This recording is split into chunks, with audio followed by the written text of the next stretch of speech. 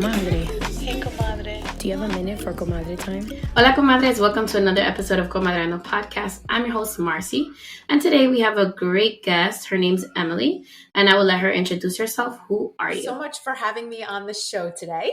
My name is Dr. Emily Levy. I am the founder and director of EBL Coaching, which is a one-on-one tutoring organization that specializes in helping students with special education needs to build their academic skills. That's amazing. So today's topic is related, since October was Learning Disability and Dyslexia Awareness Month. I decided to bring Dr. Levy on since she has helped so many students with learning disabilities develop stronger academic skills. And some of the clients that she has worked with have been children with ADHD, autism, dyslexia, and dysgraphia. So you said that you are a coach. So what was your profession before you got into this vein of work? Well, I've actually been in the field of special education for over 20 years now. I'm kind of dating myself, but I actually grew up in the field of special education. My mother was the founder of a school for students with learning disabilities down in South Florida, which is where I grew up. So I really spent my whole childhood working at her school, being trained in various methods starting at a very young age. And then right after college, I thought I wanted to carve my own path. So I did a few years of finance, only to quickly realize that my calling was education, and I came right back into the field of special education. That's amazing. So EBL coaching, what was your inspiration behind that? I mean, besides like working with your mom all those years and really like getting your hands dirty, so to speak, with children with special needs, why did you decide to set up that specifically instead of like, let's say, going a traditional route and like teaching in a public school, for example? Well, I think that for so many years, I watched special education students struggle. And then I saw what a life-changing difference it could make to have someone work with them one-on-one using the right research-based multisensory techniques that were catered to their individual needs. And I just really saw the power in one-on-one tutoring and how much that individualized coaching could change these kids' lives. So it was really just seeing how rewarding it was, how gratifying it was, and how life-changing it was for these children to have the right support in place. That was really my inspiration. That's awesome. So I want you to like bring us back to like your first experiences working with children with special needs. Like, what was that like for you? And was there some, like, tell me the entire experience. Was there some level of frustration? Like, how did you figure out what to do with that child to meet their needs at that time? Well, I think when I was very young and had just received my master's degree and was started working with kids, it definitely felt a little overwhelming because there are so many different types of special education needs. There's really not one child that fits into one box. There might be a child that has dyslexia and struggles with reading, or has ADHD and struggles to take focus, but also struggles with writing, a student with dysgraphia. And then, of course, there's the combination that many kids tend to have also. So I think initially, really trying to understand the challenges of each of these kids and then figure out the best way to remediate those difficulties was definitely challenging. But I think over the years,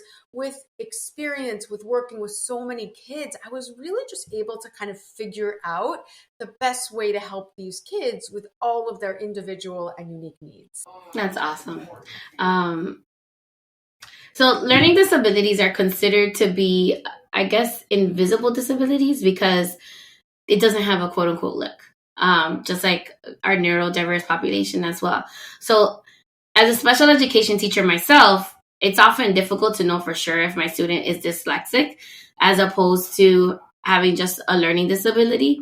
Are there any clues that we can look out for as parents or as providers that we can kind of figure out whether they are dyslexic or not? Because I know that the testing, at least here in New York City, is super expensive and the public schools don't cover it at all.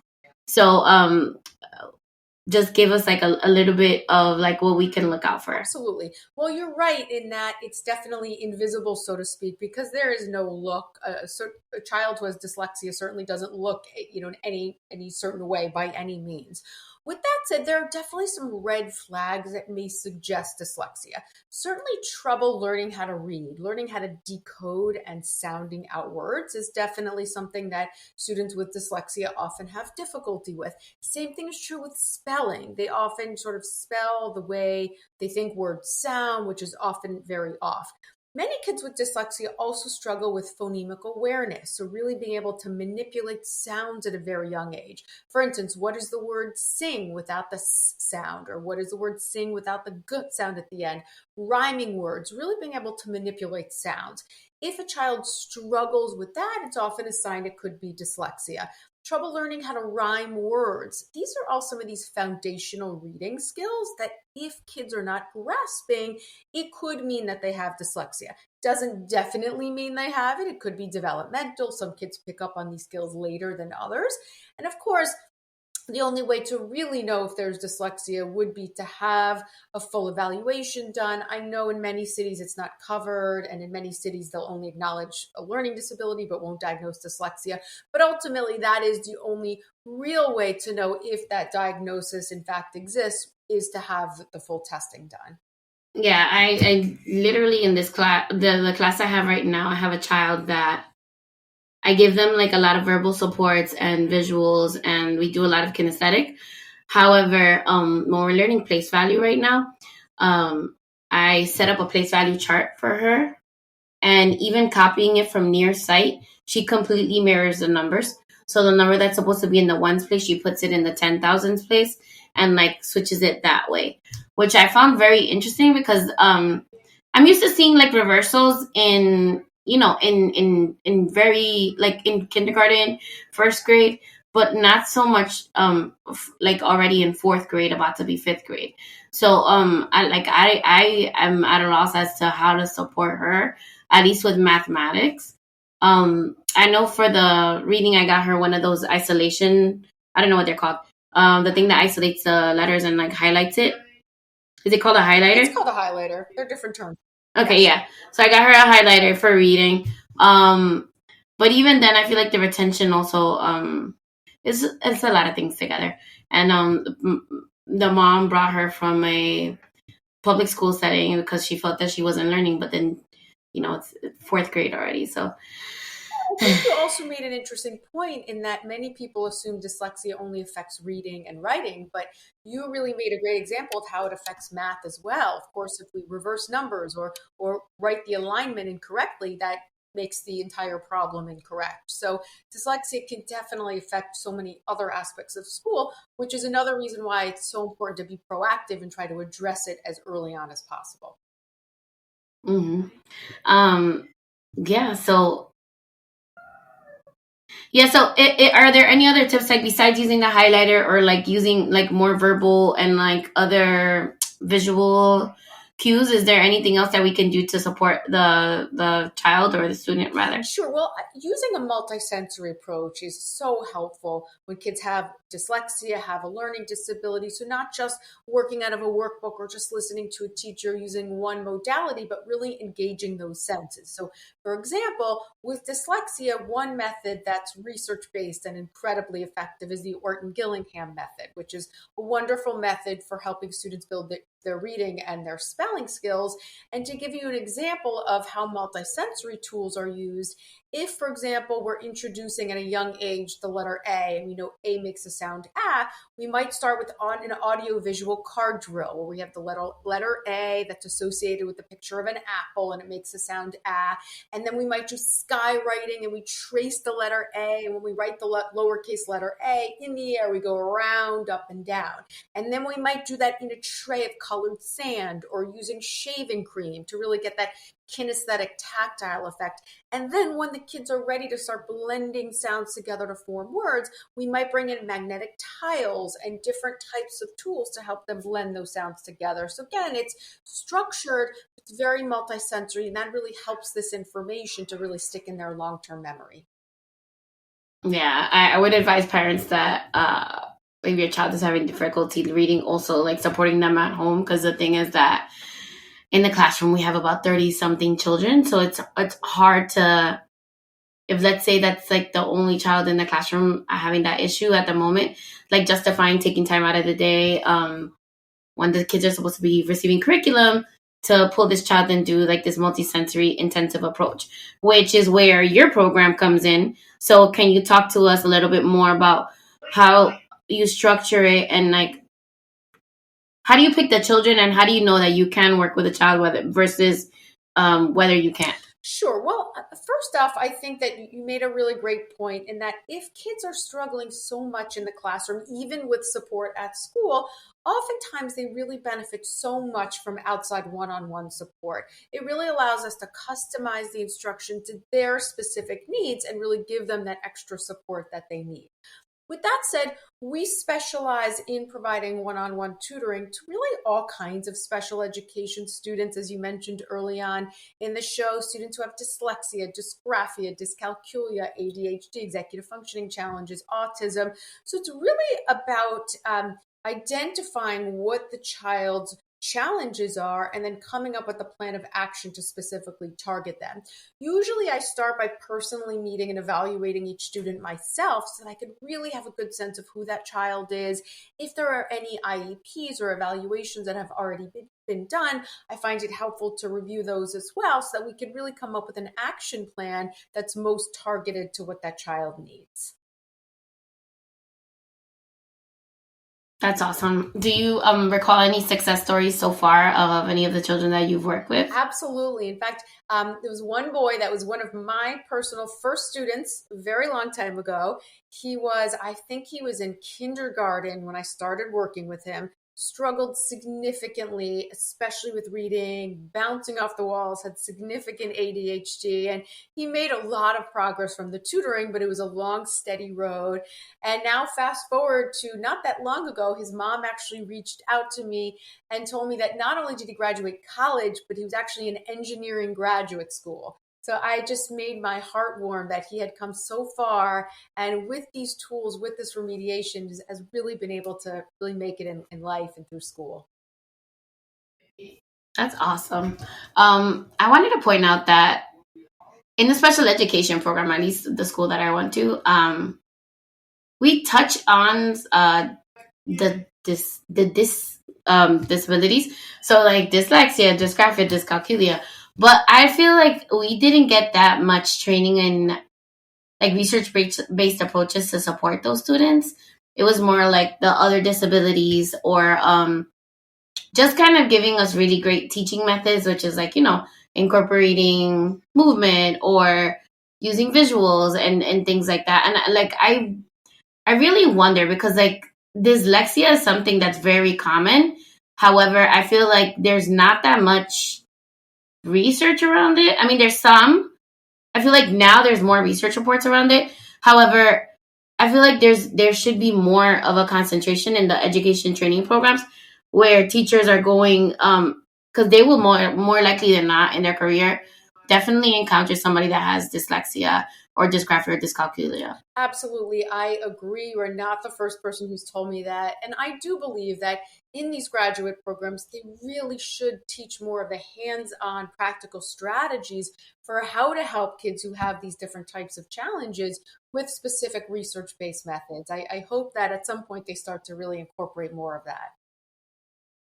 Department of Education actually, at least for New York City, they sent out a training about that, but it wasn't so much of a training. It was kind of like very, I feel like it was a lot of fluff. So there was like, they're like, oh, kids with dyslexia are great, which we know, obviously. And then it was like, you can support them this way. But it wasn't anything concrete. Like, it wasn't, like, I'm a, like, concrete person. Like, I need to know, like, hey, do this, X, Y, Z, whatever. But if your child does this, then you can fix it this way. So it's like, I don't know. Like, I feel like it was very, I guess, maybe they had some kind of mandate that they needed to comply with, but it wasn't as intensive. Oh, I wonder, okay, this was a question that I actually came up with when you were talking. Do you train any teachers in your methods, in your methodology? We don't really do training. We bring on instructors that have a great background We do briefings on each student in terms of what the best practices may be given their background, but we have a wonderful team of instructors who each specialize in different skill areas. Oh, that's awesome. Okay. What do parents usually go for? Like what are their concerns usually when they come to you? They're like, "Oh, my son or my daughter has issues reading, or they're having issues with calculations," or what is it usually that they look for? I wouldn't say there's one usual. We really help kids who struggle with all different kinds of skills. Some kids come to us and they're just struggling with reading. Some have trouble with reading and writing. Some have trouble with just one aspect of reading, like they have strong decoding skills, but they struggle with reading comprehension. Then we have kids that struggle with math, just computation and word problems, or one or the other. We also work with a lot of kids who have executive functioning challenges. So they really struggle with organization, planning, time management, task initiation. So it's really all kinds of academic challenges. And like I mentioned before, oftentimes it's not just one skill that they have trouble with, but really sort of a combination of different skills that give them difficulty. Okay, that's interesting. All right. So I know that the work is taxing and exhausting. So what do you do to help decompress or pour into yourself? It's a great question that not many people ask me. It is taxing, and there's a lot of energy and passion that I put into the work that I do. I actually have really gotten into meditation, and in particular mindfulness. I really find that it's so effective if it's done the right way. And for me, I also happen to love exercise. I just find it's a great outlet for me. It kind of gets my brain off of whatever I've been working on. So I would say those are kind of two tools that I use to help decompress. Nice. So what are the plans for EBL coaching in the next 5 years? What do you guys have up your sleeves? So we've really been growing in a wonderful way. We have our main office in New York City, which we've had for over 20 years now. And we do in-person tutoring. We also go to the home in all of the boroughs, including Manhattan. And then we also have offices that we've expanded to New Jersey and Philadelphia. But really since the COVID pandemic, we've developed amazing virtual tutoring and wonderful resources and technology that we use for our one-on-one sessions. And that's actually allowed us to work with kids, not just in the Northeast area, but really throughout the country and throughout the world. And so that's really been amazing because so many kids don't have access to the resources that others might in certain geographic areas. So we hope to continue expanding that way and just to continue to help more and more children who struggle with these special education needs. I had a question regarding pricing. Do you offer some kind of sliding scale for parents that are struggling financially? We do try our best to work with each family, especially those who have specific financial needs. Okay, that's great. So is there anywhere that we can go to find EBL coaching? Absolutely. Are there any websites or anything like that? We have a wonderful website where I've written lots of articles and blogs. There's a ton of resources for parents, along with more information about EBL coaching. And that's located at eblcoaching.com. E like Edward, B like boy, L like Larry, coaching.com. And then we also have EBL Coaching Facebook and Instagram handles. Awesome. Okay, Comadres, I'm going to end the episode here. Follow me at Comadreando Pod and follow Emily at the handles that she dropped earlier. If you have any questions at all, please feel free to send me a Comadre-Gram via email at Marcy@comadreandopod.com or slide up into my DMs. Please visit our website, www.comadreandopod.com, to read our latest blog posts, find out about future events, and get your official Comadre merch. Thank you for spending time with us. Have a good night. Bye. Hello, comadre. Hey, comadre. Do you have a minute for comadre time?